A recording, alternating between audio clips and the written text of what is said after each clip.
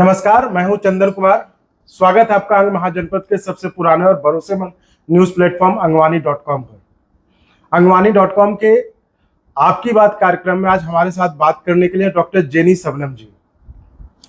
Jenny सबनम जी का घर भागलपुर रहा है और अभी वो खुद ही विस्तार से बताएंगे कैसे उनका भागलपुर से जुड़ाव रहा हुआ है, लेकिन सामाजिक स्तर पर काफी एक्टिव रही हैं।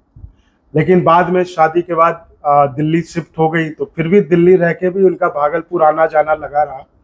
और हम चर्चा में आगे पता चलेगा आपको कि भागलपुर में वो किस तरह से वहाँ के सामाजिक कार्यक्रमों में या सामाजिक समारोह में या सरोकार से वो कैसे जुड़ी रहती हैं। तो एक लेखिका भी हैं, उन्होंने 3-4 किताबें भी लिख चुकी हैं, जिसकी वजह से अभी सबसे जो लेटेस्ट उनकी किताब है वो ये है नवधा है। ये नवधा इन्होंने लिखी, एक काव्य संग्रह है। तो इन सब पे हम बात करेंगे जेनी सबनम जी से। स्वागत है मैम आपका इस कार्यक्रम में। आप बताएं, भागलपुर को कितना मिस करती हैं आप? बहुत ज्यादा। क्यों? क्योंकि भागलपुर में मेरा जन्म हुआ है जी। मेरे पिता वहाँ प्रोफेसर थे पॉलिटिकल साइंस डिपार्टमेंट में। किस कॉलेज में? भागलपुर यूनिवर्सिटी में। और मेरी माँ मोक्षदा स्कूल में प्रिंसिपल थी। अच्छा। तो फादर तो बचपन में गुजर गए, लेकिन माँ का देहांत 2021 में हुआ। तो अभी हाल फिलहाल कोविड में या नहीं ऐसे बीमार हो गई थी, लगभग 2 साल से बीमार चल रही थी। मैंने बेड रिडन थी, हमें नेचुरल डेथ है और बेड रिडन थी, तो वो चली गई। लेकिन उनकी याद, पिता से ज्यादा माँ की याद वहाँ पर है, क्योंकि सोशल लाइफ बहुत ज्यादा उनका एक्टिव था। अच्छा। और मेरा भी स्टूडेंट एज में तो हम बहुत ही एक्टिव रहे, लेकिन मेरी माँ हमसे बहुत ज्यादा एक्टिव थी। चाहे वो पार्टी का, हम लोग कम्युनिस्ट पार्टी से जुड़े हुए हैं, तो चाहे वो कम्युनिस्ट पार्टी से हो या फिर बिहार महिला समाज हो, या फिर वहाँ पे बहुत सारे सोशल इश्यूज पे बहुत सारे संगठन हैं, उन सबसे जुड़ी हुई थी। और हर चीज़ में उनकी हिस्सेदारी होती थी और भागीदारी होती थी। तो शायद उस तरह से ही मेरा भी रह गया, उन लोगों से संपर्क में रहे। मेरा धीरे धीरे एक एक करके सब छूटता चला गया शादी के बाद। लेकिन उसके पहले हम भी AISF में थे, जो महिला समाज में रहे, फिर सफाली युवा क्लब में थे, गांधी पीस फाउंडेशन में थे। तो अभी भी आप हैं कि? अब समझिए तो किसी में नहीं है और समझिए तो सब में है। अच्छा। क्योंकि लोगों से जुड़ाव अभी भी है जी। लेकिन जो एक पार्टी में जो मेंबर बनने के लिए जैसे लेवी देना होता है, तो वो सब कुछ मम्मी के साथ ही चला गया। ओके। अच्छा। तो एक तरह से हैं भी, विचारधारा से तो खैर रहेंगे जीवन भर, लेकिन हाँ ये है कि अब एक्टिव मेंबर किसी में भी नहीं रहे। अब सब कुछ सिमट करके बस तो ये CPI में, कम्युनिस्ट में आप किस पार्टी से थे? CPI communist party of India. हाँ। अच्छा, CPI से। हाँ। अब तो फिर से चुनाव में भी जनाधार भी बढ़ा है पार्टी का, तो अब तो आप लोगों को बुलाते होंगे लोग? नहीं, मेरा तो खत्म ही हो चुका है सब कुछ। अच्छा, अपने पार्टी से उस तरह से नहीं कोई, मतलब हम लाइफ मेंबर हैं, लेकिन लेवी दे नहीं रहे हैं। लेवी देना होता है ना सबको। हम लोग के पार्टी का एक वो होता है कि साल में लेवी क्या होता है? लेवी होता है कुछ मिनिमम अमाउंट, अगर हमारे पास कंट्रीब्यूशन आपको देना होता है। तो जब स्टूडेंट थे तो 5 रुपए देते थे। अच्छा। और इधर से तो आपको मम्मी दिया करती थी, अब वो नहीं रही तो सब छूट ही गया एक तरह से। अच्छा। और वैसे भी देना तो बेकार ही था, क्योंकि कुछ अब हम कर नहीं रहे हैं। तो आप इतने दिन से दिल्ली में रह रही हैं। हाँ। तो यहाँ पे जो देखती होंगी वो भागलपुर में, मतलब मैं महिलाओं के संदर्भ में पूछ रहा हूँ, क्या आप वहाँ की महिलाओं को क्या संदेश देना चाहेंगी? देखिए, दिल्ली हो या भागलपुर हो, महिलाओं का जीवन हर जगह एक ही तरह का है। थोड़ा सा यहाँ पे सहूलियत ज्यादा है, लेकिन ऐसा कोई ज्यादा अंतर नहीं आता है कि दिल्ली की महिलाओं को कुछ ज्यादा सुविधा मिल गई है और बिहार की महिलाओं को नहीं है, या सामाजिक रूप से वो कहीं कमजोर हैं और यहाँ की महिलाएं बहुत फास्ट फॉरवर्ड हैं। ऐसा कुछ नहीं है। वो बस हम लोग को दिखता है, क्योंकि वहाँ का पहनावे से सिर्फ लोग अंदाज लगाते हैं, बाकी जीवन शैली भी वही है और सोच भी वही है। नहीं, लेकिन जैसे कहते हैं पुरुष प्रधान समाज है, तो यहाँ महानगरों में ये देखा जाता है कि महिलाएं हैं, लड़की हैं, तो उनको घर परिवार से भी समर्थन मिलता है आगे पढ़ने के लिए, पढ़ाने। नहीं, वो तो भागलपुर में भी मिलता है, वरना हम भी वहाँ से, हम तो वहीं के पले बढ़े आप जैसे कुछ घरों में होता है, लेकिन क्या ऑन एन जनरल इस तरह की? देखिए, जनरल में क्या होता है ना कि सब चीज का एक जो बेसिक वो जो बनता है ना, आर्थिक आधार होता है जी।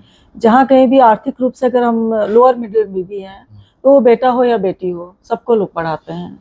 और जहाँ भी बिल्कुल लोअर क्लास में अगर चले जाते हैं तो बेटा को भी थोड़ा बहुत पढ़ाया, वो काम में लग गए, बच्चे भी पढ़ना नहीं चाहते हैं। बेटी है तो उसका है कि उनकी जिम्मेवारी होती है कि किसी से इसकी शादी कर दी जाए, क्योंकि अभी जिस तरह का परिवेश अब के इधर पिछले हम समझते हैं 20-25 साल में जो हुआ है कि रेप केस बढ़ गया है, दहेज का बढ़ गया है, एसिड अटैक हो गया है, शादी के बाद लड़की अगर जन्म ले ली उसके लिए उसको अत्याचार किया जाता है। तो इतना सारा कुछ जो हो गया है, तो एक तो कोई लड़की के जन्म लेने पे खुश नहीं होता है। कहने के लिए आजकल भी कहते हैं लोग कि हाँ बेटी है, हमको हम बहुत खुश हैं, लेकिन जब देश में आप जा करके देखेंगे ना तो लड़कियों के साथ बहुत बहुत ज़्यादा असुरक्षा है, चाहे वो महानगर हो या छोटा शहर हो।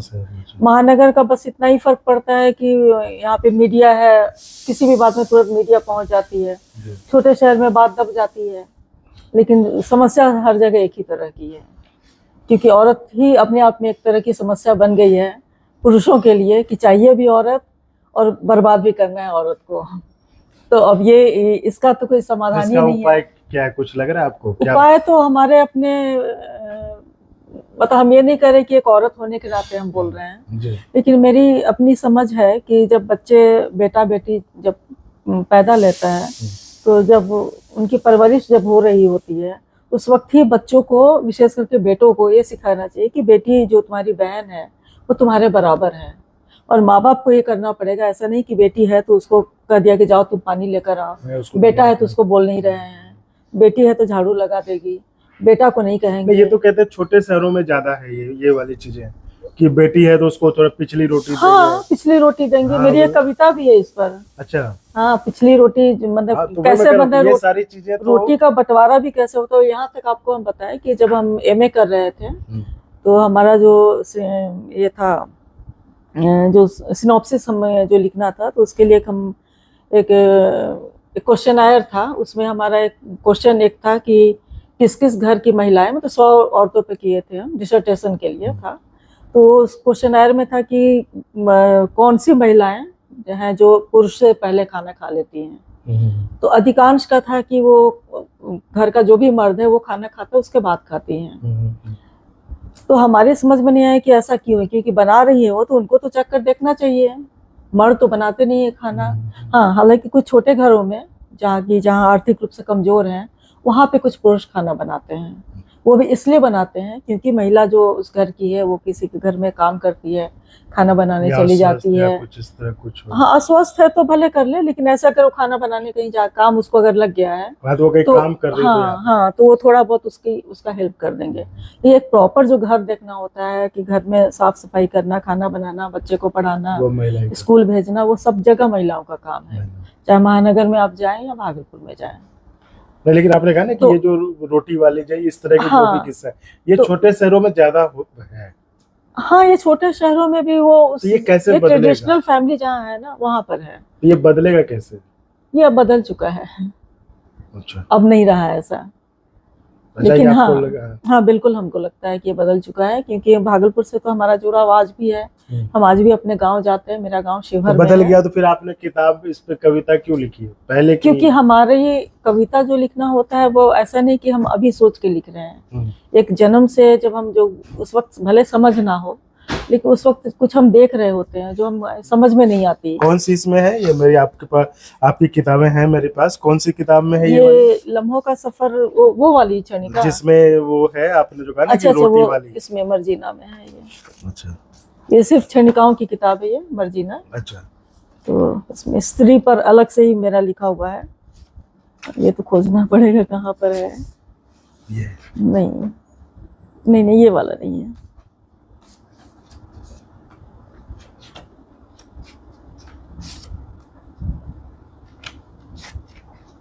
हाँ आप कहें तो हम सुना दें? आप सुनाइए पढ़ के, आपने लिखी है। अच्छा एक क्षणिका है जी। इसका शीर्षक है पिछली रोटी। पहली रोटी भैया की, अंतिम रोटी अम्मा की। पहली रोटी भैया की, अंतिम रोटी अम्मा की। यही हमारी रीत है भैया, यही मिली एक सीख है भैया। बहुत पुराना वादा है, कुल की ये मर्यादा है। यही बेटी का सत है भैया, यही औरत का पथ है भैया। क्या है ना कि बचपन से ही औरतों को एक सिखा दिया जाता है कि भाई है, पुरुष है, पिता हैं, पुरुष हैं, वो हमसे एक स्तर ऊपर हैं। और ये घर में मतलब हम ये नहीं करें कि अभी सिखाया जा रहा है, ये थोड़ा पहले से जब हमारे होता है। समय में ये सब ज्यादा था। अभी के जनरेशन में तो अब नहीं रह गया ऐसा। जी। तो उस जमाने में होता था कि हाँ, भले मेरे साथ नहीं हुआ लेकिन आसपास हम लोगों को देखे हैं कि बेटा है तो उसको थोड़ा ज्यादा कुछ मिल रहा है खाने के लिए, मिठाई भी आया तो उसके लिए रख दिया गया, बेटी के लिए नहीं भी बचा तो कोई बात नहीं। और जो घर की जो माँ होती थी, जो बच्चों की अम्मा है या पत्नी है जो काम कर रही है, वो सबसे लास्ट में सबको खिला पिला करके लास्ट में खाना खाती हैं। जी। तो वही उसी पर हमारी एक है। नहीं, ये बहुत बढ़िया है, मैंने सुना ये भी। पहली रोटी भैया को, क्योंकि वो बच्चे को दिया जा रहा है, पिता को नहीं, बच्चे को दिया। क्योंकि बेटा इतना ज्यादा प्रिय है बाप के लिए भी। जब बेटा हो गया तो वो पति से भी बढ़ करके बेटे को स्थान दिया जाता है। तो ये तो चलिए एक तरह से ये मान सकते हैं, जो मुझे लग रहा है कि आप भी इस बात पे सहमत है कि एक समय के हिसाब से चूंकि ये पहले होता था, तो अब आप भी कह रहे हैं कि अब बदलाव आ चुका है बहुत।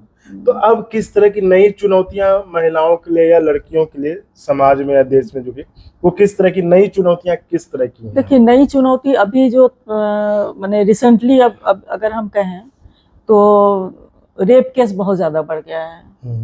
और ये इतना ज्यादा बढ़ चुका है, हालांकि पहले भी होगा, ये हम नहीं कह रहे कि पहले नहीं था, लेकिन अभी एक नया उसमें एक उसको जोड़ दिया गया है कि धर्म के नाम पर, कि अगर किसी भी लड़की का रेप हो जा रहा है तो सबसे पहले उसमें धर्म का एंगल खोजने लग रहे हैं। अब अगर प्रेम मोहब्बत है या छेड़छाड़ है, वो तो एक उम्र के साथ होता है, उसमें धर्म का तो कोई रिश्ता नहीं होता है। तो अभी औरतों के साथ ये समस्या बहुत ज़्यादा हो गई है, क्योंकि अभी कल परसों के ही पेपर में पढ़े कि 95 ईयर्स की एक लेडी का रेप हुआ है। अब ये सोचिए कि 95 साल की उम्र ऐसी होती है जो, मैंने रेप तो छोड़ दीजिए, एक स्वस्थ औरत भी हम समझते हैं 70 साल के बाद इस स्थिति में नहीं होती है कि कोई यौन संबंध बना सके। अब 95 ईयर्स उसको तो सीधा फिर या तो हत्या ही कर देता, रेप करने से अच्छा था कि हत्या कर देता। तो ये जो पुरुष की जो ऐसी मानसिकता है कि जहाँ कहीं भी औरत मिल गई तो वो सीधा रेप पे पहुंच जाते हैं। तो ऐसा क्यों हो रहा है? क्योंकि जितने भी जो रेप करते हैं वो भी तो अपने घर में अपनी माँ के उतने ही दुलारे रहे होंगे, उनको भी उनके माँ बाप अच्छी शिक्षा दिए होंगे, भले पढ़ाई लिखाई नहीं हुई हो, ये हम नहीं लेकिन कह एक रहे, संस्कार, फैमिली वैल्यूज तो दिए ही होंगे। आखिर ऐसा क्या होता है जो आगे चल के ये लोग ऐसे बन जाते हैं? जबकि उनके घर में उनकी बहन होती है, माँ होती है, उनके माँ बहन के साथ कुछ करो तो अभी तो देखो कितना खून खराबा हो जाए, और वो जाकर के रेप कर दे रहे हैं, एसिड अटैक कर दे रहे हैं, उनको शादी हो जा रही है, उनकी बहन का पति अगर कुछ कर दे तब तो एकदम जान लेने पे उतारू हो जाए, और वो खुद अपने घर में अपनी शादीशुदा दहेज के लिए उसको मार देंगे, निकाल देंगे, या जला देंगे, या टॉर्चर करते रहेंगे। आप ये कह रहे हैं कि अगर आपके घर में होता है तो ठीक लगता है, लेकिन अगर आपकी बहन के साथ किसी दूसरे घर में हो तो आप पूरी दुनिया उठा लेते हैं। तो ये समझ आखिर क्यों होती है? तो हमको ये लगता है कि ये हर घर में जो भी माँ बाप बनते हैं वो बचपन से ही बच्चों में संस्कार देना पड़ेगा, क्योंकि ऐसा नहीं कह सकते हम कि माहौल सिखा देता है, क्योंकि कुछ चीजें अगर माहौल सिखाता है तो कुछ अच्छे बच्चे कैसे निकल रहे हैं, जो आज भी औरत हो या मर्द हो। क्योंकि हमारे ये नहीं सोचना है कि औरत है तो अलग से सम्मान दो, क्योंकि दोनों बराबर हैं, अलग से क्यों सम्मान देना है? जो ये कहा जाता है ना कि माँ है, अभी माँ है तो माँ तो जानवर में भी माँ है, तो माँ कह करके किसी को सम्मान देना और फिर उसी माँ का तुम रेप भी करोगे, तो ये तो फिर मतलब तो दो तरह वाली बात हो गई ना। तो ये सब कुछ हमारी शिक्षा पद्धति है, जिसमें कि शायद मुमकिन है कि टीचर्स सचमुच में भी, जो आपकी बात हो रही थी स्कूल में, अब बच्चे इतने ज़्यादा अगर होंगे क्लास में तो टीचर कैसे ध्यान देगी? अच्छा, माँ बाप भी हैं अभी के समय में जो दोनों जॉब में चले जाते हैं, चाहे छोटे तबके के भी हों, सबसे बड़ी चुनौती यही है, बड़े महानगरों में भी आजकल तो ये छोटे जगह में भी है कि माँ बाप, क्योंकि हर तरह का काम होता है ना, ये नहीं कि सिर्फ स्कूल कॉलेज में ही पढ़ा रहे हैं या फिर कोई बड़ी नौकरी कर रहे हैं, छोटे छोटे जो काम वाले लोग हैं, दुकान कर रही हैं औरतें या घरों में काम करती हैं, तो आखिर उनके बच्चे भी तो कहीं ना कहीं पलते हैं। और नॉर्मली क्या होता है ना कि हम अभी भी देख रहे हैं ये चीज़ कि जो अशिक्षित घराने हैं उनके यहाँ बच्चों की संख्या अभी भी बहुत है, मतलब 2 बच्चे पे तो कोई रुकते ही नहीं है। और 4 तो लगता है जैसे कि मिनिमम उनका कहीं से कुछ लिखित संविधान बन गया है कि 4 बच्चा होना चाहिए। और तो जिसमें इस से जगह पे आप क्या कहते हैं, महिलाओं को रोकना चाहिए मतलब? पुरुषों को रोकना पड़ेगा, क्योंकि महिलाएं कहीं ना कहीं अधीन हो जाती हैं शादी के बाद। यानी कि महिलाओं को अभी भी वो वो भले दर्जा आप, नहीं मिला है ना। हाँ, आप भले कह लें कि अब हाँ, स्थितियां बदल गई हैं, बदली है, लेकिन वो महिलाओं दर्जा का नहीं वो है। से नहीं है अभी, नहीं, मतलब आपके डिसीजन मेकिंग में। हाँ, नहीं है। तो वो कैसे आएगा?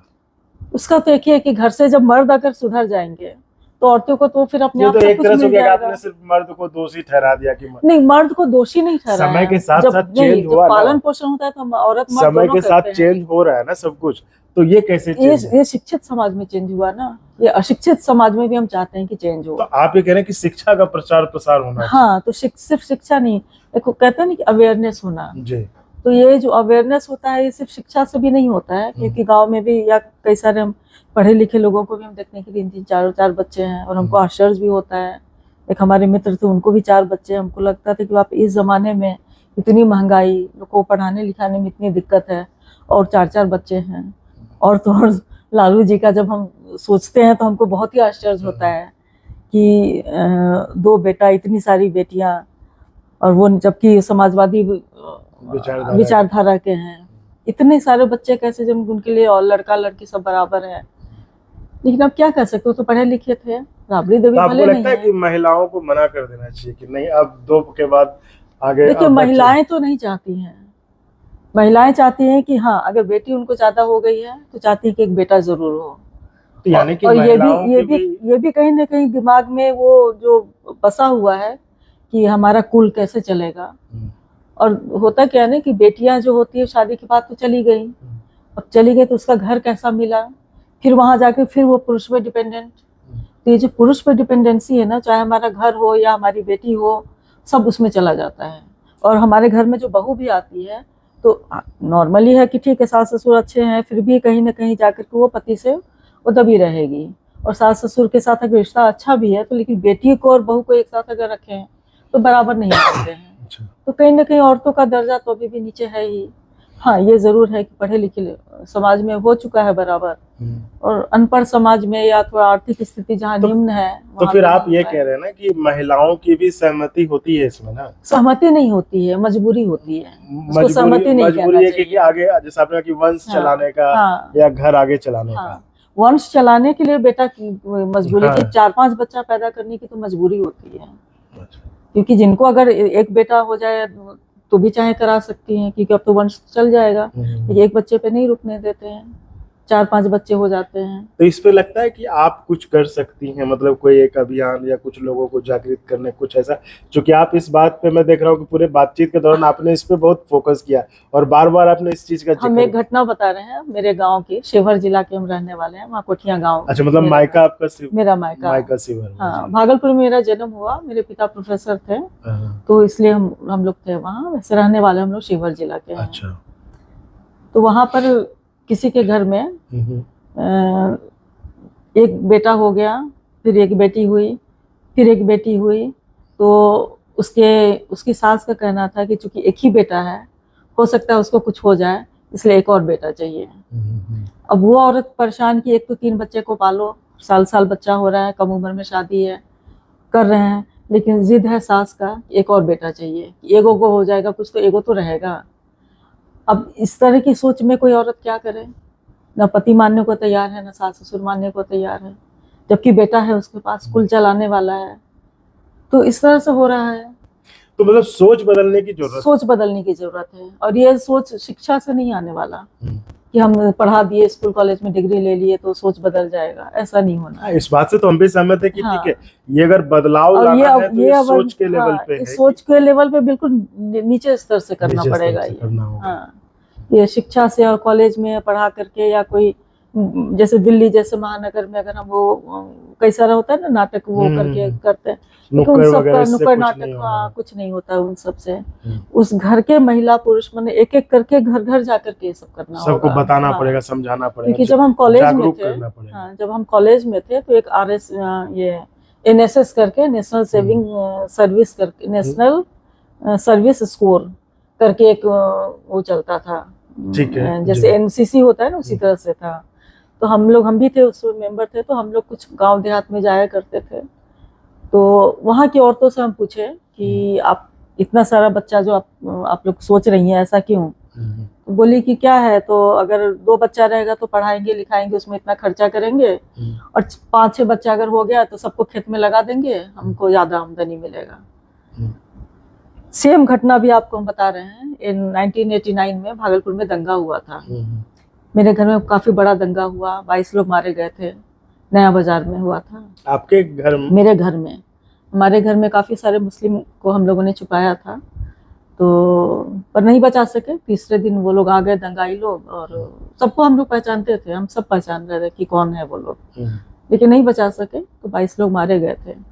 उसके बाद फिर हम लोग को भी वहाँ से हटना पड़ गया, उस घर से नहीं रह सके, उस घर में कितने लोग मरे थे। तो कहीं कहीं भटकते रहे, 6 महीना तो ऐसे गुजरा। उसी 6 महीने के दौरान शांति निकेतन से कुछ लोग आए थे टीम लेकर, गौर किशोर घोष होते थे। शांति निकेतन मतलब बंगाल, हाँ। तो कलकत्ता से, अभी का कोलकाता, तो वहाँ से ये गौर किशोर घोष आए थे अपनी एक टीम लेकर के, जो आनंद बाजार पत्रिका में है, और वो पहले मैग्सेसे अवार्ड भी उनको मिला हुआ है। तो वो आए, तो उनके साथ फिर हम लोग भी जुड़ गए, और हम सभी फिर जिस जगह सबौर में, जहाँ पे इनका भी स्कूल है बाबूपुर में, उसी बाबूपुर में हम लोग कैंप लगाए थे। अच्छा। मैंने दंगा खत्म होने के 6 महीने के बाद की बात होगी, 6-7 महीने के बाद। तो चूंकि हम लोग प्रभावित थे उस दंगा में, और नलिनी सिंह का इंटरव्यू आया था वहाँ पर, मेरे घर में आ करके उन्होंने लिया था, तो उससे सबको पता चल गया था कि इस घर में दंगा हुआ है और ये सब हुआ है। तो उस कारण से गौरदा आए थे। तो फिर उस दंगा के दौरान जब हम लोग कैंप लगाए, दंगा के 6-7-8 महीने के बाद, तो हर गांव में जा के हम लोग बातचीत कर रहे थे लोगों से, कि ताकि उनका थोड़ा सा ये रहे। तो एक गांव में गए थे, तो वहाँ पे एक औरत थी, हम धर्म नहीं बताएंगे कौन थी। ठीक है जी। तो उनसे मैंने कहा कि इतने सारे बच्चे जो आप मतलब हैं, और दंगा में इतने मारे गए हैं, तो आप लोग, उनका काफी छोटा छोटा भी बच्चा था, उसको हमको लगता है शायद दंगा के बाद भी हुआ था। तो उनका ये कहना था क्या कि उसका इतना सारा बच्चा है तो मेरा क्यों नहीं होगा। अच्छा। तो हम के तो दंगा में जो मारे जा रहे हैं लोग, तो आप भी बच्चा इतना पैदा इसलिए करें कि वो मारा जाए, क्योंकि जब दंगा होगा उसमें तो मरते हैं लोग, इधर के भी मरेंगे उधर के भी मरेंगे, तो वो 10 ठो मारेगा तो हमारा भी तो 10 ठो रहेगा मारने के लिए। इस तरह की बात आ गई थी, लोगों की सोच में घुस चुका था ये चीज। हाँ, अब काफी सुधार हुआ है इसमें, तो ये खुशी होती है हमको कि हाँ। लेकिन अब जो स्थिति इधर पिछले लगभग 10 साल हो गया शायद ना, से जो देश की परिस्थिति बदली है, इसमें धर्म संप्रदाय वाला मामला तो इतना तूल पकड़ चुका है कि अब ये किस दिशा में जाएगा पता नहीं। अब औरतें कितना बच्चा पैदा करेंगी ये भी नहीं हम कह सकते हैं। हाँ, तो औरतों से तो आह्वान किया भी जाता है, धर्मगुरु लोग कहते हैं कि जनसंख्या बढ़ाओ, जनसंख्या बढ़ाओ। तो उसको आप कैसे लेते हैं? जो धार्मिक गुरु और जो रिलीजियस हेड्स हैं, और जो मतलब एक पार्टी के नेता लोग भी कहते हैं कि आप अपनी जनसंख्या बढ़ाओ, तो इस पे ये तो वही बात हो गई ना, कौरव पांडव की लड़ाई हो गई कि तुम 100 बच्चा पैदा करके भेज दो युद्ध करने के लिए, तो हम भी अब चूंकि अब हमारे पास 5 ही है तो हम भी अब बढ़ाएं, क्योंकि हम भी कौरव के बराबर पहुंच जाए। तो इसका तो कभी अंत ही नहीं होगा ना, ये तो अंत होगा ही नहीं। तो लोगों को जरूरत है, मतलब कि लोगों को जरूरत है, लोगों को धर्म मानना है अपने अपने घर में मानो ना, उसे रोड का चीज थोड़ी ना है। धर्म को मानना है अपने घर में मानो, जिसकी पूजा करना है करो, जिसको भी भगवान को मानना है माने, जिसको नहीं मानना है नहीं माने। ये जबरन किसी पे थोप नहीं सकते हम लोग कि अब तुमको इसी धर्म का पालन करना है, यही मानना है, तुमको ये करना ही होगा। किसी धर्म में है ना कि उनको परिवर्तन का होना पड़ता है, नहीं तो शादी नहीं होगी। तो ये सब गलत चीज है। सब लोग अपने अपने धर्म को अपने तक सीमित रख लें तो सब दुनिया की सब समस्या खत्म हो जाए।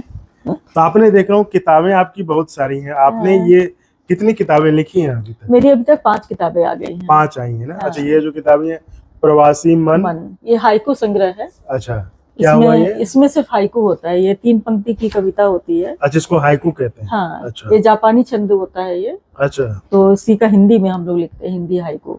अच्छा। तो सिर्फ हाइकू पर ही एक पूरी किताब अच्छा, है ये 3 पंक्तियों की ये कविता। 3 पंक्ति होती है, इसमें 5-7-5 का एक नियम होता है, अच्छा। नियमबद्ध होता है। और ये इसमें जो भी लिखते हैं ना वो चित्रमय होना चाहिए, मतलब एक आपके सामने ना एक छवि उभर अच्छा, जाएगी। इमेजिनेशन में कहा जाए हाँ जब आप हाँ, अगर पढ़ रहे हैं तो जैसे जैसे अगर धूप देखिए के ओले, धूप के ओले टप टप टप के सूरज फेंके, अच्छा वो आपके एक हाँ इमेजिनेशन में आ गया इमेजिनेशन में है कि सूरज धूप फेंक है। रहा है। अच्छा, तो इसका एक तो राइमिंग भी होना चाहिए ओके।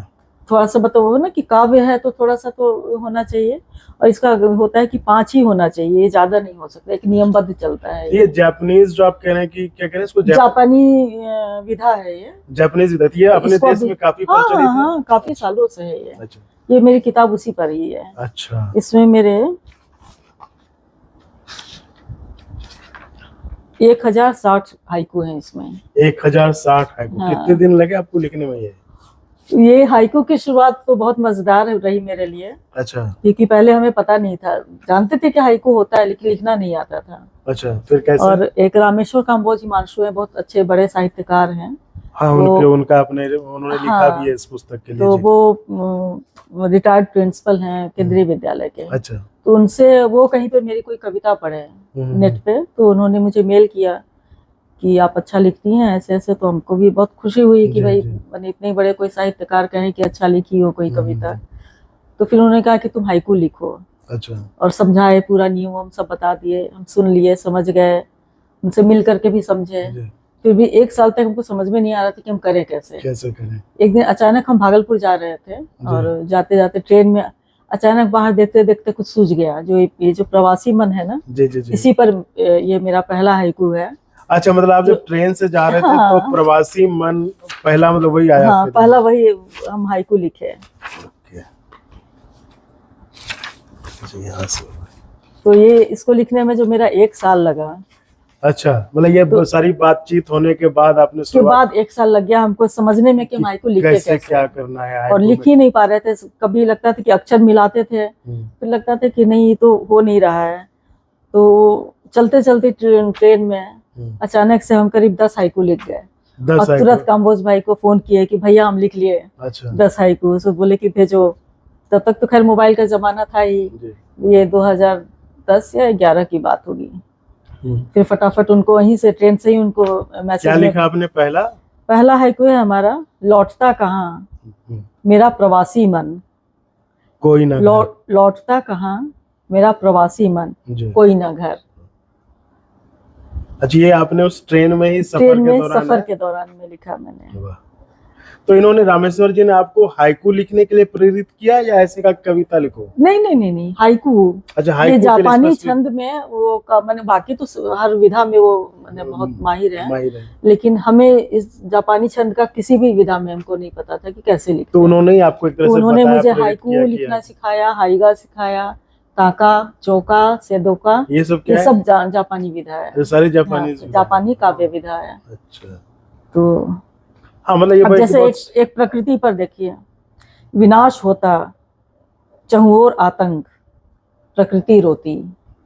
अब प्रकृति इसमें क्या है, को हम एक इंसान की तरह समझ रहे हैं। तो एक हमारे इर्द गिर्द एक वो लग रहा है कि एक प्रकृति को कैसा लग रहा होगा। तो विनाश हो रहा है चारों तरफ आतंक मचा हुआ है। और प्रकृति रो रही है और तो अच्छा, इसमें ये भी कि 3 लाइन ही होने हैं, 3 ही पंक्ति होना है। और इसमें जो ये है ना जी, ये 3 ही, ये 5, 7 और 5। अच्छा, शब्दों का भी ये वर्ड्स 5, 7, 5। हाँ, इसमें थोड़ा सा उन्होंने काम्बोज भाई ने लिख भी दिया है। अच्छा, ये जो पूरे 1060 आपने लिखे हैं, उसमें इसको वो ये फॉलो करना है कि 3 लाइनें होंगी, सब में होगा 5, 7, 5 सब में। अच्छा, तो कभी कभी ऐसा होता होगा कि 5, 7, 5 नहीं हो पाता होगा।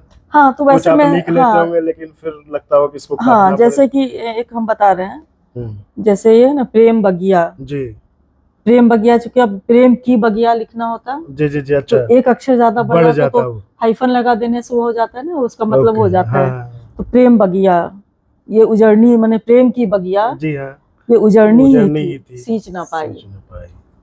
तो अब प्रेम की बगिया लिखते तो एक अक्षर ज्यादा होता है। तो एक बार यानी कि उस नियम को प्रेम हमारे लिए क्या है, प्रेम हमारे लिए बगीचा है। इसका कहने का ये मतलब हुआ, प्रेम जो मेरा बगीचा है वो उसको तो उजड़ना ही था क्योंकि हम सींच नहीं पाए हैं। जी। तो इसी तरह से इसको वो शब्द में उसको शब्द और पंक्ति का एक लय बनाना पड़ता है। तो आपने ये फिर उसके बाद लिखी और आपने? मेरी पहली पुस्तक थी ये लम्हों का सफर। अच्छा, ये कैसे लिखा आपने? इसमें तो कविताएं हैं, हम आजाद ख्याल की कविता लिखते हैं। अच्छा। मैंने आजाद ख्याल मतलब क्या? जिसमें कि महिलाओं के आजाद नहीं नहीं ख्याल? नहीं नहीं नहीं नहीं, ख्याल आजाद है।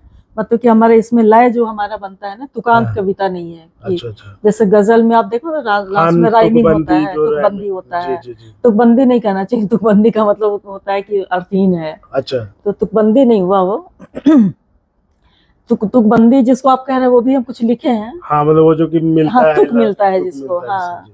तो तुक मिलाने वाला हम बहुत कम लिखते हैं। बहुत कम लिखते हाँ। हैं। अच्छा। और ये मतलब जिसको कहते हैं ना कि तो ये मुक्त आजाद छंद, ख्याल वाले मुक्त हैं छंद कहते हैं या इसको। मुक्त छंद मतलब क्या कि जो हमारे जैसे मन में छंद आ है गया? हमारा, नहीं नहीं नहीं, छंद है, ये कविता में छंद है, क्योंकि छंद अगर नहीं हो तो फिर कविता नहीं है। नहीं है। तो छंद है लेकिन इसमें मुक्त किया हुआ है इसको। अच्छा, ये नहीं कि इसके बाद हमको यही लिखना है, अच्छा। इसके बाद हमको यही लिखना है, ऐसा नहीं। हम मतलब कुछ भी हम लिख सकते हैं, लेकिन हाँ कविता में एक भाव होना जरूरी है।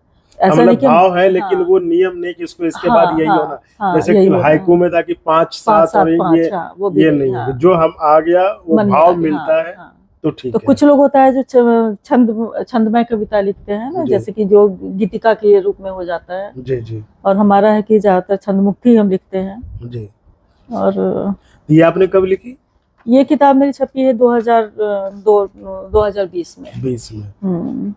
अच्छा। मैंने यानी कि मेरी माँ तो इस समय जीवित थी और मेरी माँ को ये किताब मिली तो बहुत खुश हुई। अच्छा। क्योंकि उनकी ये बेटी जो जिंदगी में कुछ नहीं की, अच्छा। नकारा साबित हुई, उसको एक किताब तो छपी उसकी।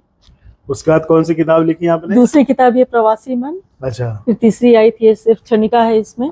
अच्छा, मर्जीना। हाँ, ये भी काफी ज्यादा है। हालांकि लोग तो देखते हैं पतली पतली किताबें छपा लेते हैं। जी जी जी। लेकिन हमारा था कि जितना ज्यादा हो सके उतना हमको। इसमें 300 कविता है, क्षणिका 300 है, कविताएं हैं 300 क्षणिका है। और उसका ये लगता है लेटेस्ट और है। ये लेटेस्ट है हमारा। नहीं, इसके बाद एक और है जो अभी अच्छा, पब्लिशर दिया अच्छा, नहीं है। publisher। तो ये चौथी किताब है, नवधा। अच्छा, इसमें क्या है? ये नवधा जैसे आप इसमें सुने होंगे ना, नवधा भक्ति होती है ना, जी, जी, 9 तरह जी। से भक्ति की जाती है। अच्छा। तो हम अपनी कविताओं को, जैसे लोग सोचते हैं कि ईश्वर की पूजा करना, ये करना, तो मेरे लिए मेरी भक्ति यही है, लिखना। हाँ, वही मुझे थोड़ा आश्चर्य लगा सुन के कि आप भक्ति की बात कर रहे हैं, क्योंकि आप तो मेरी भक्ति है लिखना। लिखना। अच्छा। और लिखना जो हमारा, तो लिखने में क्या 9 तरह की भक्ति हाँ वही है? हम बता रहे हैं कि इस किताब में जी। जो हम जो भी 9 तरह की विधा में हम लिखते हैं। अच्छा। काव्य के 9 विधा में हम लिखते हैं। अच्छा। उसमें जापानी छंद भी आ गया और हिंदी भी हो गया, मर्जीना, सॉरी, ये क्षणिका भी हो गया और लंबी कविता भी है। जी जी। वो सब अलग अलग 9 विधा है इसमें। अच्छा। तो ये सारे 9 विधा को चूंकि हम इसमें डाले अच्छा, हैं। ये कलेक्शन है उसका? कलेक्शन है 9 का। अच्छा। 9 अलग अलग तरह की विधाओं का है। इसमें हाइकू भी है, ये जो आप अभी बता रहे थे ना, जी जी जी। जिसमें तुक मिलना चाहिए। अच्छा, हाँ, तो कोई। हाँ, तो ये गजल नुमा है। एक हम सुना रहे जी हैं, जी, एक सुनाइए पंक्ति सुना सुनाइए रहे जी। हैं। जख्म गहरा हो और ताजा मिले तो कोई बात बने। जख्म गहरा हो और ताजा मिले तो कोई बात बने। थोड़ी उदासी से न कोई गजल न कोई बात बने। वाह। तो ये थोड़ा और कह दीजिए 2 3 जो आप क्या कहते हैं, छंद कहते हैं इसको, पंक्तियां? नहीं, ये गीतिका नुमा, इसको हम गजल कहते हैं। अच्छा, गजल कहते हैं। क्योंकि गजल में बहुत ज्यादा नियम होता है। जी हाँ, इसलिए मैं मीटर बात कर होता रहा हूँ है। आपसे तो इन सब इसमें चीजों पर। काफिया रदीफ वगैरह है, अच्छा। लेकिन मीटर में नहीं है कहीं कहीं। तो आप इसको तो गा के भी वो? नहीं, गाने नहीं आता हमें। अच्छा। हम बस वैसे ही लिख जाते हैं। एक अभी के समय के लिए अगर आप सुने तो, जी जी जी। आते सिकुड़ी भूख से मासूम जानों की बढ़ती कतार। आते सिकुड़ी भूख से मासूम जानों की बढ़ती कतार। जो अभी हम आपको बता रहे थे ना कि बच्चों की संख्या बढ़ा रहे हैं लोग। तुम कहते हो हम हैं लाचार, देता अल्लाह देता राम। न भगवान के नाम पे कहते हैं ना कि बच्चा है तो भगवान दे रहा है, भगवान देखेगा। और उनको खिला पिला नहीं पा रहे हैं, भूखे हैं वो। दुनिया एक छोटी सी है, सबने किए टुकड़े कई हजार। खुद को भी बांटा, किसी का अल्लाह किसी का राम। हो अनुरागी या चाहे बैरागी, गुहार लगाते दर्शन की। मन में ढूंढो वहीं बैठा तुम्हारा अल्लाह तुम्हारा राम। वाह। जितनी ही नफरत पालोगे और बहेगा खून का दरिया, जितनी ही नफरत पालोगे और बहेगा खून का दरिया, वो है सबका पालनहारा, किसका अल्लाह किसका राम। बहुत अगर हम खूब। ये ईश्वर को आज मान रहे हैं तो वही तो पालनहारा ये है। आज के समय से बहुत मतलब हाँ। बहुत अच्छी कविता है। हालांकि लिखा हुआ पहले का है। अच्छा। जाने कितने सहमे हम सब, रोज उठाते इतनी आफत। आफत। जाने कितने सहमे हम सब, रोज उठाते इतनी ये आफत। नया बवाल क्यों बढ़ाते, जिसका अल्लाह जिसका जिसका राम। राम। कर गुनाह हरदम भटकते, कर गुनाह हरदम भटकते, वास्ते माफी के दैरो हरम, माने मंदिर मस्जिद को। मस्जिद। अच्छा। होती नहीं माफी जितना जपो, मेरा अल्लाह मेरा नाम मेरा राम। फूलों की खुशबू में पाओ या कांटों की चुभन में देखो, है एक वो मगर सर्वव्यापी, सबका अल्लाह सबका राम।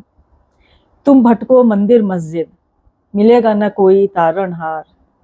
तुम भटको मंदिर मस्जिद, ये हमारे अपने पर है। जी। तुम भटको मंदिर मस्जिद, मिलेगा न कोई तारणहार। सबसे पूछो मन में बसा, उसका अल्लाह उसका राम। नहीं नहीं, पूरी लाइनें इसमें जो पूरी कविता है, ये आज के अगर इसको हाँ। समझ लें लोग तो दंगा फसाद की वही नौबत बात ही है ना ना आए। कि अब देखिए है क्या कि किसका अल्लाह है किसका राम है कि नहीं है, ये भी कोई नहीं जानता। तो ये इस अपनी तरह अपनी कविता की मान्यता। प्रेरणा कहाँ से ली? मुझे लगता है कि चूंकि आप बता रहे हैं, एक तो भागलपुर जो कि उसने दंगे की विभीषिका को झेला है भागलपुर, दंगा को अपनी आंखों से देखा हाँ, है। वो शहर वैसा, एक तो वो संवेदनशील शहर है। देखिए आपने और जैसा हमारे कि आपने एक बात बताई पहले के बारे में कि आपके वहां पे आपने खुद को अपनी आंखों से तो कहीं उसकी प्रेरणा नहीं कि दिमाग में एक छाप छूटी हो दंगे से, इसलिए तो नहीं नहीं आपने दंगा नहीं, दंगा को लेकर के तो ये छाप नहीं, लेकिन रोजमर्रा में तो ये सब देख ही रोजमर्रा रहे में हैं। भी ये हो रहा और धर्म ही एक ऐसा मामला है, मेरे घर में भी होता है, क्योंकि हम नास्तिक हैं है जी। तो हालांकि हम इनको कभी नहीं रोकते हैं, नहीं अपने ससुराल वालों को, हम खुद ही पूजा का सारा अरेंजमेंट करते हैं। अच्छा।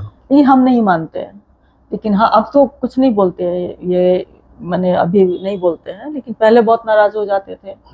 ऐसे करो, इधर चूड़ी पहनो, इधर से ये कर लो, उधर सिंदूर लगाओ, तो इधर कुछ छूट जाए तो उसको लेकर के हमसे भाई जो कहो कर लेंगे सब, हमको कोई फर्क नहीं पड़ता है, क्योंकि मेरे जो चीज है ही नहीं, अस्तित्व ही जिसका नहीं, उसके लिए हम क्यों लड़ने जाएं। ठीक है, तुम्हारे लिए भगवान है तो है, तुम्हारे लिए ईश्वर अल्लाह राम जो है सब है, मेरे लिए नहीं है नहीं है। और ये सब अगर आप पूछे कि कैसे हमारे मन में आया है, तो मेरे पिता नास्तिक तो थे ही। अच्छा, पिताजी भी कम्युनिस्ट भी थे, नास्तिक भी थे, और वो गांधीवादी भी थे। अच्छा, तो ये मतलब आपके परिवार से ही आया है? आप मेरे खून में आ गया है। हाँ, ये परिवार से ही आया हुआ है। परिवार में तो नहीं कर सकते, क्योंकि मैं परिवार दोनों तरफ का रहा है मेरा। अच्छा। मेरी माँ का परिवार भी बहुत धार्मिक रहा है, मेरा ददियाल भी बहुत धार्मिक है, सब अच्छा। वो तुलसी का कंठीधारी वाले लोग हैं। अच्छा। बावजूद मेरे पिताजी बहुत ही ज्यादा, मैंने बचपन से ही वो नास्तिक थे। अच्छा। ऐसा नहीं कि कहीं सीखे, क्योंकि उनके घर में तो कोई था नहीं जो ये सब सिखाएगा, नहीं उस जमाने में कोई वैसा कुछ था। वो 11 साल की उम्र में जो 1942 का ये हुआ था भारत छोड़ो आंदोलन, अच्छा, उसमें चले गए थे वो 11 साल की उम्र में। अच्छा, पिताजी? हाँ, पटरी उखाड़ने के लिए। अच्छा। अपने बड़े भाई एक थे उनके चचे, सीतामढ़ी या मुजफ्फरपुर, उधर कहीं पे गए थे। तो बचपन में दादी बताती थी, पापा तो नहीं बताए कभी ऐसा, लेकिन दादी बताती थी। दादी बताती घर में डांट भी फटकार होता था, और क्योंकि किसान परिवार था हमारा, दादा खेती करते थे। जी जी। तो चाहते थे क्या कि उनका बेटा मतलब इन सब चीज में नहीं उलझे, क्योंकि मेरे पिता बचपन से ही वैसे थे। वो जितने जो अंधविश्वास, जितनी भी मान्यताएं हैं, सबको चाहते थे कि तोड़ दें, और इसको तोड़ने में बहुत ज्यादा मैंने खुद पे सब किए वो। तो मेरे लिए तो गांधी को समझना मेरे लिए कि अपने पापा को समझना, क्योंकि गांधी की जो भी जीवन शैली थी मेरे पापा अपनाते थे। वो नास्तिक भी थे, गांधीवादी भी थे, जो कि थोड़ा सा अपोजिट भी होता है, क्योंकि गांधी जी तो कहीं ना कहीं वो ईश्वर को मानते हैं, लेकिन विचार से वो उनका, तो हमको भी लगता है कि शायद हम भी वैसे ही हैं, कि हमको जहाँ का जो विचार अच्छा लगता है वो हम अपना ले लेते हैं वहाँ से। हाँ, हम तो कभी नहीं सोचते कि हाँ ये मुस्लिम ने कहा, ये हिंदू ने कहा, ये किसने कहा, ये मतलब उनका है, क्योंकि हम ओशो को बहुत ज्यादा पढ़ते रहे हैं शुरू से ही, तो संभव है कि हमें कुछ ऐसा आया हो। और ये लिखने का भी हमारा उसी तरह से, पता नहीं कब किस जमाने से लिख रहे हैं, आपके पिताजी कहाँ थे? भागलपुर में? भागलपुर यूनिवर्सिटी में अच्छा, पॉलिटिकल साइंस में थे। हाँ। कहाँ रहते थे जब आप इतनी हम बात? लोग नया बाजार में थे। नया बाजार में। हाँ। तो अभी भी घर होगा आपका? वो हम लोग किराए के घर पे थे। अच्छा। वो हम लोग के रिश्ते में ही होते हैं, तो हाँ। उनका घर था किराए पे। तो वो गलियां और वो याद आती है आपको? बिल्कुल, जब अभी भी बचपन के? जब जाते हैं तो एक बार जाते हैं और उस हाँ। कमरा में जरूर जाते हैं। अच्छा, वो कमरा है? हाँ, वो सब तो मकान है, चूंकि रिलेटिव का घर है तो अच्छा, तो अक्सर अपना जाते है ही रहते वो। हैं। ओके। और उस कमरे में अक्सर जाते हैं जहाँ की जिस कमरे में मेरे पापा रहते थे। अच्छा। उनको फोटोग्राफी का बहुत ज्यादा शौक था। अच्छा। और उस जमाने में तो वो क्लिक वाला कैमरा होता जी हाँ, था जी हाँ। और रील भरते थे। कोडक और ये जो है नहीं, कोडक से भी पहले का था, मुझे याद नहीं आ रहा है। जी। तो रील भरा जाता था उसमें और उसको जो साफ भी खुद करते थे। अच्छा, खुद से? तो अपने से वो लाइट लगाए थे, एक ब्लू लाइट था, एक रेड लाइट था। वो लाइट वुड सब फिटिंग खुद ही कर लेते थे पापा। अच्छा। तो सब करके डार्क रूम बना करके उसमें खुद ही उसको प्रोसेस करते थे। तो वो अभी भी वो जगह है, स्विच बोर्ड अभी शायद उन लोगों ने निकाला है, पर वो सब अभी भी रैक वगैरह सब वैसे ही है। अच्छा। और शायद उस वजह से दंगा में एक फायदा क्या हुआ था कि 3 बच्चे बच गए, हत्या नहीं हो पाई उनकी। क्योंकि वो जो सॉकेट सब बना हुआ था ना, बल्ब वगैरह लगा रहता था। तो हमारा अपना जो गाना हम बहुत सुनते थे कॉलेज के जमाने में, स्कूल कॉलेज में। मेरे पापा भी बहुत सुनते थे, तो वो भी शायद जींस में आया हुआ था। तो नया नया टेप रिकॉर्डर खरीदे थे हम, और टेप रिकॉर्डर उसी रैक पर वही उसी सॉकेट में लगा करके गाना सुनते। और नीचे पूरा कैसेट मेरा पूरा भरा हुआ था, उसमें कैसेट होता था। तो 3 बच्चे थे जो इस वक्त में सब घुस गए मारने के लिए। तो 3 बच्चे मेरे पलंग के नीचे सब रात भर चुके सो रहे थे सब लोग, तो चादर से ऐसे ढक ढक करके सबको रात में सुलाते थे। तो 2 ही रात तो सोए, तीसरे दिन तो हमारे ही गए सब। तो 3 बच्चे उसमें छुपे हुए थे। और चूंकि वो वहाँ पे वो टेप रिकॉर्डर था, कैसेट था और पेन सब था, सब कुछ मेरा वहाँ पे था। तो जो घुसा था मारने वाला, वो टेप रिकॉर्डर, कैसेट वगैरह सब चोरी करके चला गया। अच्छा। उसका ध्यान उस चोरी करने में था, घड़ी थी और ऐसे कुछ था। अच्छा, जो उसको सामने दिखा वो लेके? वो सब लेके भाग गया। उसका नतीजा हुआ कि कम से कम ये बच्चे बच गए, जो मेरे लिए बहुत खुशी की बात हुई कि कम से कम उस बहाने ये बच गए। मेरा सामान गया तो गया, बच तो गए कम से कम 3 जो जिसमें हम लोग नहीं बचा पा रहे थे। तो कुछ होता है, कह नहीं सकते हैं कि कब किस चीज के बदले में क्या हो जाता है। तो आपका सर्कल होगा अभी भागलपुर में जो आपके साथ मेरे स्कूल कॉलेज की सारे दोस्त हैं। तो सब भागलपुर में, सब बाहर हैं? कभी मिलना जुलना होता है आप लोग? हाँ, अक्सर हम जब भी भागलपुर जाते हैं तो एक बार जरूर मिलते हैं सबसे। तो कुछ आप ऐसा चाहते हैं कि भागलपुर जो पहले का था या अभी ये बेहतर लग रहा है या पहले बेहतर था भागलपुर? देखिए, हमको तो बेहतर पहले ही लगता था। तो आप क्या चाहते हैं? क्योंकि नॉर्मल जिंदगी थी, आराम से पैदल चलते हुए बाजार चले गए, रिक्शा पकड़ लिए। अब है इतनी भीड़ हो गई है, इतना ज्यादा। हाँ, मकान तो बहुत बड़ी बड़ी बिल्डिंग्स बन गई, बहुत मंजिल की मकान सब बन चुका है। लेकिन वो वाला अब नहीं फील होता है। पुराना जो फील था भागलपुर जो कहते थे, सब सिनेमा हॉल बंद हो गया, सबसे दुख की बात है। अच्छा। एक अकेला रह गया दीप प्रभा। सिनेमा बहुत देखते थे हम, तो वो सब उसका तो भागलपुर में कुछ बदलाव जो आपको लगता हो कि ये हो जाए तो अच्छा रहेगा भागलपुर में? सबसे ज्यादा तो हमको लगता है कि सारे रोड पर ना उसको 1 वे करना चाहिए। अच्छा, मतलब वो डिवाइडर हो जाना चाहिए। हाँ, क्योंकि वो जो धक्कम दुखी होता है ना, तो वो बहुत जरूरी है। क्योंकि अब कहीं से रिक्शा घुस गया, कहीं से साइकिल घुस गया, कहीं से गाड़ी, अब तो गाड़ी का तो भरमार हो चुका है वहां पर भी। तो ये सब दिक्कत हमको लगती है। और कहीं भी जाना, और अब क्या है ना कि अब सबौर में जो मेरे हस्बैंड का जो वहाँ पे स्कूल चलाते हैं वो, उसके बगल में ही मेरी माँ का भी घर है। क्योंकि माँ जब रिटायर हो गई उसके बाद मेरा भाई घर लिया था वही नया बाजार में ही। तो चूंकि 3rd फ्लोर पे घर था, चल नहीं पाती थी, पाँव का प्रॉब्लम था। तो फिर हम सोचे कि स्कूल के ही जस्ट बगल में मम्मी का घर हो तो उनके लिए आसान रहेगा कि हम लोग भी आते रहेंगे। तो मेरे लिए अभी अच्छा है कि हम अब मम्मी का घर, अब तो माँ नहीं रही, लेकिन उस घर में क्योंकि हमारा खुद का बनवाया हुआ है, वो मेरा डिजाइन है, मेरा सब कुछ है उसमें, एक वो भी एक लगाव है। तो अब स्कूल भी बगल में है तो उधर भी जाते हुए वहाँ पे भी घर है। अच्छा। घर मतलब कि स्कूल बिल्डिंग में ही, वो हॉस्टल के ऊपर में बना हुआ है। अच्छा, आप तो गए हैं तो देखे होंगे। हाँ, तो वहाँ भी अच्छा लगता है, गंगा किनारे, बिल्कुल लगता है कि एकदम लोग कहाँ जाते हैं घूमने के लिए। अब वो आपका रिजॉर्ट पूरा बना हुआ है। और मेरी माँ का घर भी है तो हमको बहुत अच्छा लगता है वो।